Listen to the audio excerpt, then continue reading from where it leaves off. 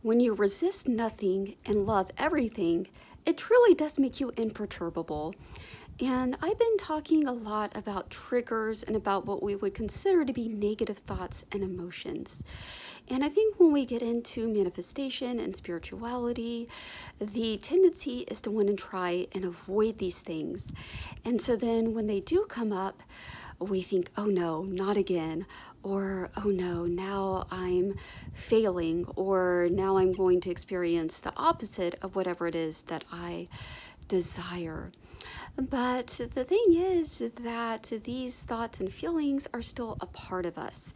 And so when we reject them and when we resist them and fight against them, really what we're doing is we're fighting against a part of ourselves.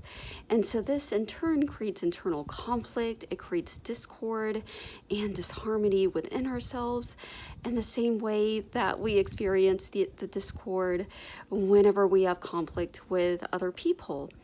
And so the best way to address these things is to just bring them into the fold. Because the thing is, these parts of ourselves, they just want to be seen and witnessed and expressed. And I found a lot of times if I'm experiencing anger or frustration or sadness, just bringing it into the light and just acknowledging it. And for me, what helps the most is just writing down whatever I'm feeling around the situation. And a lot of times, just bringing it into the light is enough to bring relief and enough to see it for what it actually is. And then I can start to break the identification loop. And I could start to see, well, okay, just because I feel like a failure doesn't mean that I am a failure.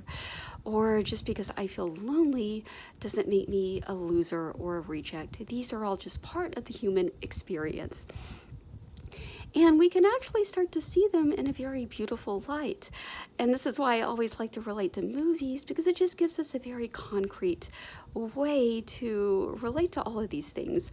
So in a movie, a character, they experience pain, they experience sadness, they stumble, they fall, but none of this stops them from achieving victory in the end. And more so, all of these experiences that they have along the way, even in a romantic comedy where we know exactly how it's going to end, there's still that moment where we think, well, maybe it won't work out. And all of these individual scenes is what makes the movie the beautiful masterpiece that it is.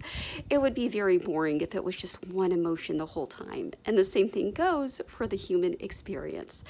So learn to love all of it and see what unfolds.